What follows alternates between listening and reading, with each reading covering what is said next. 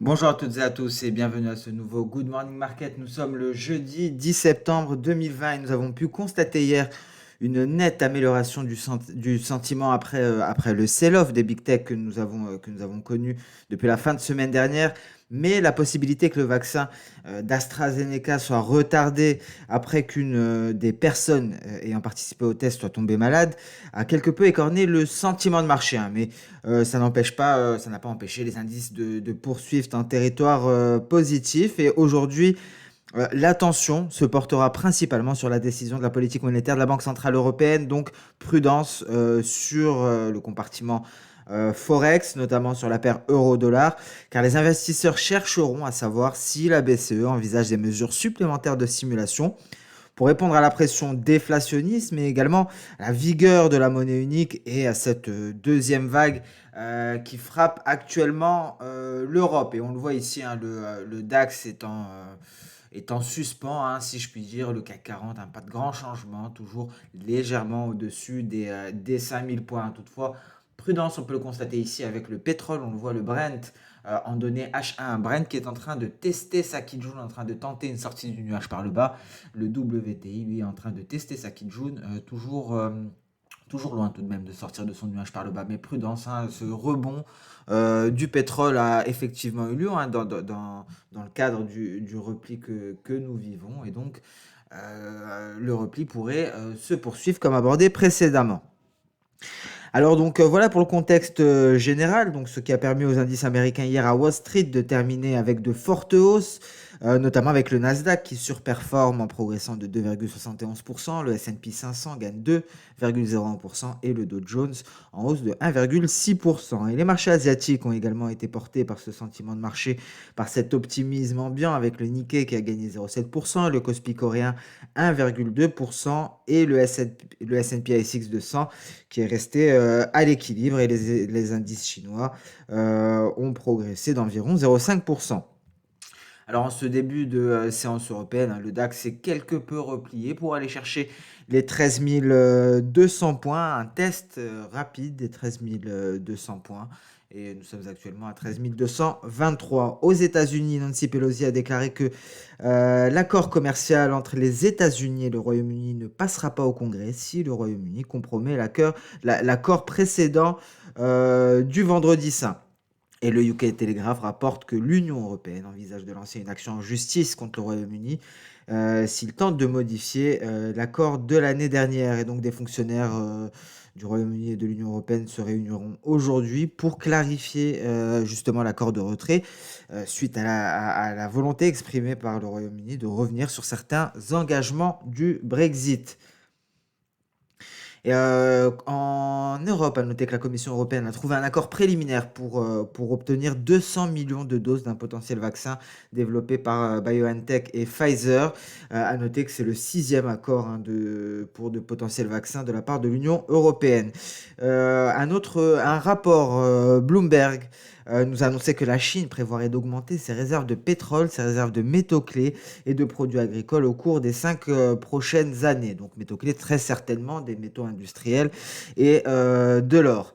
Alors concernant le pétrole, le respect de l'accord de l'OPEP+ sur la réduction de la production aurait été de 103% lors du mois d'août. Et donc le rapport de l'API fait état d'une constitution des stocks de brut à hauteur de 2,97 millions de barils. On s'attendait à seulement 1,1 million de barils. Donc une constitution des stocks affichée par le rapport de l'API plutôt conséquente. Et les métaux précieux donc qui sont dans le vert. L'argent en tête d'ailleurs, et le Brent et le WTI sont en repli actuellement. Sur le marché d'échange, l'euro et le franc suisse sont les devises les plus performantes. Alors le calendrier économique du jour, nous l'avons dit, la BCE sera donc sous l'effet de la rampe, même si il est très peu probable que la BCE modifie les taux. On prendra tout de même connaissance d'une série de nouvelles projections macroéconomiques. Et certains médias ont d'ailleurs laissé entendre hier que ces projections n'incluront que des changements mineurs par rapport aux prévisions de juin. Et donc Christine Lagarde devra s'exprimer concernant cette décision lors de la conférence de presse. Donc prudence lors de la conférence de presse, notamment concernant la volatilité sur l'euro-dollar. Et donc les marchés se concentreront principalement sur la question de la vigueur de la monnaie unique. Donc à voir de quelle manière Christine Lagarde, pardon, abordera cette question. Donc voilà pour le calendrier économique. Nous allons tout de même, nous avons des données aussi sur l'emploi, donc les demandes d'allocation. Donc un calendrier économique, hein, qui reste tout de même chargé avec les taux de la BCE, la conférence de presse. On prendra également connaissance des données, donc voilà pour les projections économiques, les demandes hebdomadaires au chômage, et on prendra connaissance enfin à 17 heures du rapport du DOE, rapport de l'EIA, pardon, sur le gaz naturel. Ça, c'est à 16h30. Et on prendra connaissance également du rapport du DOE sur les stocks de pétrole brut. Alors, ceci étant dit, nous allons passer donc sans plus tarder sur le compartiment actions. Des actions qui retrouvent des couleurs, hein. On peut le voir ici graphiquement après le repli. Léger rebond. Alors le DAX en données journalières, donc qui s'était rapproché des 13 350, pardon, se replie actuellement. En données H4, nous sommes au-dessus du nuage. Donc cette moyenne mobile à 200 périodes continue de soutenir les cours, hein. Ça fait déjà un certain moment que le DAX n'arrive pas à s'en affranchir malgré de multiples tests, et donc la moyenne mobile à 200 périodes a projeté le DAX, l'a propulsé au-dessus des 13 200 points. La prochaine cible est à 13 420 points. Donc on peut s'attendre à un nouveau test ici. On peut s'attendre à un repli aux alentours des 13 200 points, ce qui correspondrait à un test de la lagging span avec la Tenkan. Ça pourrait constituer un bon point d'entrée pour aller chercher les récents sommets du 3 septembre pour se rapprocher, pour tester les 13 420 points. Donc voilà pour le DAX. Et pour des perspectives baissières, il faudra définitivement s'affranchir de cette moyenne mobile à 200 périodes. Une moyenne mobile que le DAX ne parvient pas à franchir à la baisse. Donc des perspectives de court terme baissières, 13 420 semble être la cible, semble être une cible concrète. Et en cas de franchissement de cette cible-là, cela renforcerait considérablement les perspectives haussières de moyen terme. Pour l'heure, perspective haussière de court terme, tant qu'on est au-dessus de notre nuage, au-dessus de notre Tenkan et de notre Kijun, on notera un très gros support ici à 13 100 points. Ça correspond à un palier de Kijun et un palier de SSB. Qu'en est-il du Nasdaq? Alors le Nasdaq a retrouvé des couleurs et a réintégré, hein, donc son nuage actuellement à 11 300 points. Alors 11 300 points, c'est un seuil psychologique, c'est un gros support. Nous avons également les 11 265 points ici. Alors il faudra une réelle traversée de nuages, hein, pour espérer un Nasdaq aux alentours des 11 000 points. Alors tant que le nuage tient, tant que la Kijun tient, les perspectives restent haussières à court terme, avec même pour cible les 11 590, hein, en cas de sortie du nuage par le haut, si le Nasdaq parvient à se hisser au-dessus des 11 345 points. Alors tout l'enjeu du Nasdaq, hein, afin de tenter d'aller tester les 11 580 et donc de se rapprocher des 11 600 sera de se hisser au-dessus des 11 344. En tout cas, nous avons un fort support ici sur lequel le Nasdaq pourrait prendre appui en vue de poursuivre sa progression. Et si l'optimisme vient se confirmer si la hausse des valeurs technologiques se poursuit en cours de séance, on pourrait même déterminer un objectif grâce aux projections de Soda ici avec notre creux, donc notre point A. Bien entendu, tout cela est conditionné, hein, au comportement, au sentiment de marché, hein. Il reste à voir si le sentiment d'optimisme sur les valeurs technologiques, un sentiment qui a permis le rebond actuel, se poursuit lors de la séance d'aujourd'hui. Donc cela nous donnerait donc un objectif à 11 664. Ce serait donc l'objectif ultime qui permettrait de finaliser cette impulsion haussière, de finaliser cette vague haussière en N initiée le 9 septembre, donc initiée hier. Donc prudence, hein, au contact de ce niveau de support, et on garde à l'esprit ici que nous avons une faiblesse de nuage qui pourrait favoriser sa traversée. Ce twist à ce niveau-là sera un point assez important si les cours sont aux environs de cette faiblesse de nuage. On passe à présent sur le Dow Jones. Le Dow Jones qui s'est également replié, n'est pas parvenu à se hisser à nouveau au-dessus des 28 050 points en test actuellement de sa SSB. Donc à l'image du Nasdaq en train de tester son support, également un palier de SSB et de Kijun, le Dow Jones fait la même chose. Cette fois-ci, cela correspond au niveau des 27 800 environ, un niveau renforcé par la Kijun à 27 776. Encore une fois, un twist de nuage ici et donc un biais qui reste aussi à court terme. Seule la traversée du nuage permettrait d'envisager un Dow Jones en repli en direction des 27 500 et les objectifs en cas de poursuite de ce sentiment d'optimisme, un objectif qui devrait nous permettre d'aller rallier les 28 600 points. Et encore une fois, l'ampleur, la profondeur du repli nous dictera l'objectif. C'est très important de le comprendre.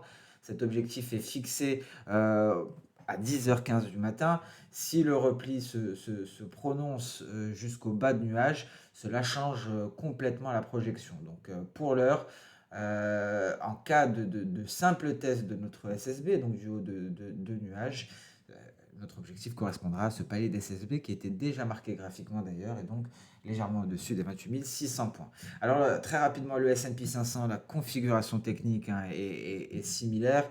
La vague haussière ici débute avec notre point A qui correspond au creux de la veille et on va tabler donc pour un test de notre SSB, ce qui nous donne également un objectif non loin d'un palier, encore une fois de SSB, à 3470 points. Donc voilà pour les indices américains. Alors, on m'a parlé en commentaire du CAC 40. Alors effectivement, c'est vrai que je l'ai un peu délaissé derrière moi. Il faut savoir que le CAC 40 est resté, il n'y a pas eu grand changement dernièrement sur le CAC 40. Le CAC 40 qui s'est stabilisé au-dessus des 5000 points. Le CAC 40 qui est supporté par son nuage journalier et ne parvient pas à s'en éloigner. Nous avons eu quelques tentatives de percée et nous allons nous intéresser, suite à votre demande en commentaire, au CAC 40 lors des prochaines séances. Mais simplement très rapidement à voir que la volatilité a été très faible sur le CAC dernièrement, un CAC qui reste scotché à son nuage, qui ne parvient pas à prendre le large, qui ne parvient pas à s'éloigner des 5000 points. Donc à partir de demain, je vous propose que l'on s'intéresse plus largement à l'indice français, au CAC 40. CAC 40 d'ailleurs qui se replie actuellement, qui tente de réintégrer son nuage en données intraday, en données H1. Nous allons passer à présent sur le compartiment des matières premières. Et le gold va beaucoup nous intéresser aujourd'hui. Alors le gold qui en données journalières évolue dans un triangle symétrique. C'est une configuration que l'on voit très souvent sur le gold, sauf que cette fois-ci il est en contact avec son nuage. Un nuage qui fait office de support d'ailleurs et non de résistance, qui pourrait le faire glisser à la hausse si je puis dire, lui permettre d'aller tester sa Kijun, une Kijun qui est à 1967 $, aux alentours des 1970, même un franchissement de celle-ci permettrait au gold peut-être d'aller chercher les récents records historiques. Donc le gold qui, après avoir testé sa moyenne mobile à 50 périodes pour la première fois depuis très longtemps, il me semble, c'était la première fois que le gold teste sa moyenne mobile 50 périodes depuis le 18 juin 2020. Donc après ce test-là, une moyenne mobile à 50 périodes qui coïncidait d'ailleurs avec un haut de nuage. Donc celui-ci semble s'éloigner quelque peu, semble s'éloigner de l'apex de son triangle, l'apex qui est le centre de symétrie, l'apex qui était aux alentours de 1930 $. Donc on parvient quelque peu à s'en éloigner, donc on s'approche de la borne supérieure du triangle symétrique. Attention, en cas de sortie par le haut, ce serait un fort signal haussier. Qu'en est-il en données intraday? En données intraday, donc nous avons atteint l'objectif V de Soda à 1909. On en avait parlé, un très bon point d'entrée. Et cela donc c'est confirmé. Très bon point d'entrée effectivement. Nous avons une belle progression. Le gold qui est venu se coller à sa SSB. Et attention car en seconde partie de séance, le gold fera face à ce twist de nuage qui a été marqué par une ellipse, qui faciliterait en théorie le passage des cours, permettant de se hisser donc au-dessus du nuage et peut-être d'aller chercher les 1970 $. Pourquoi 1970 $? Simplement projection E d'Osoda qui permettrait de finaliser donc cette vague haussière en N. 1970 $, très exactement. Cela a du sens, ça correspond quelque peu à ce palier de Kijun et palier de SSB à 1968, voire 1969. Donc un objectif qui semble se confirmer au vu des paliers qui nous sont déjà donnés de manière visuelle par le système Ishimoku. Donc attention au gold aujourd'hui, le gold pourrait s'éloigner de son range, s'éloigner de sa zone de consolidation. Pardon. On passe à présent au pétrole WTI après le repli considérable. Le WTI nous fournit enfin le point que nous attendions en vue de déterminer des objectifs. Donc il nous fallait justement ce rebond, si je puis dire, avant une phase de repli pour pouvoir placer de projections d'eau soda. Sinon, nous n'avions que nos paliers et les récents sommets, voire les récents creux, comme objectif. D'un point de vue technique, cela fonctionne très bien, mais les projections d'eau soda également. Et d'ailleurs, donc, au vu du rebond, en cas de poursuite de la baisse, l'objectif est à 33,50 $ pour le pétrole WTI.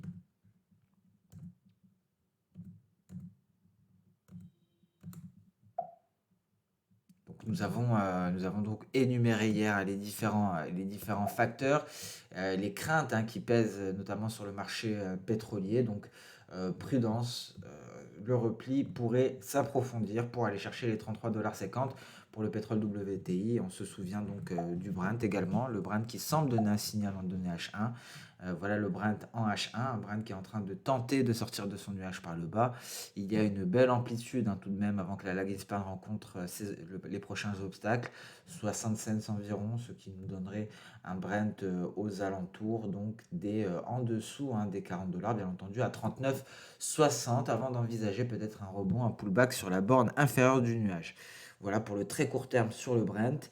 Et concernant le WTI, en cas de poursuite de la baisse, seul un passage sous les 36 $ viendrait confirmer l'objectif à 33,50 $. Nous allons passer à présent sur le marché d'échange, un marché d'échange qui marque une pause actuellement avant Christine Lagarde, bien entendu, pour l'euro-dollar. À noter ici le billet vert qui se replie, le billet vert qui n'est pas allé jusqu'à sa projection V, se replie actuellement. Peut-être une reprise de la phase baissière du billet vert après la sortie du canal baissier. Donc, à noter ici de ce graphique, donc je souhaitais l'aborder avec vous. C'est le biais vert donc en données mensuelles. Donc à noter ici le rebond qui correspond très exactement au point de contact avec cette oblique haussière qui relie les différents creux sur le biais vert depuis mai 2011. Voilà, depuis le mois de mai 2011, donc rebond actuellement, un billet vert qui est à l'intérieur de son nuage. Et ici, vous comprendrez qu'en cas de poursuite du repli sur le billet vert, donc si le dollar américain vient poursuivre sa chute pour réintégrer éventuellement le canal baissier, on pourrait assister en fin de mois à un éventuel signal de long terme sur le billet vert. Ce serait un signal très très fort. Le billet vert pourrait aller rejoindre donc les niveaux de 2018, de janvier 2018. Mais bon, pour l'heure, nous en sommes encore bien loin, mais c'est un graphique que l'on consultera très prochainement, encore une fois, en cas de poursuite du repli du dollar américain. Et donc, l'euro-dollar, dans l'attente de la Banque Centrale Européenne, est venu réintégrer ce canal haussier ici, un canal haussier dans lequel il évolue depuis la fin du mois de juillet. Et donc, franchissement du nuage en données H1, et bien clairement aussi un signal d'achat ici sur l'euro-dollar. Le signal a été donné au moment de la sortie du nuage par le haut et la validation nous sera donnée très certainement, peut-être même dans 36 minutes, lorsque la lagging span, 36 minutes à la clôture de la bougie actuelle, lorsque la lagging span aura le champ libre. Et donc, dans ce cas-là, on devrait aller chercher les précédents sommets, donc les 1,1850 avant d'aller rallier donc les 1,19 et ce palier de SSB. Et à noter que très probablement les 1,20 qui pourraient être ralliés très rapidement pour l'euro-dollar en cas de poursuite de la hausse de l'euro-dollar.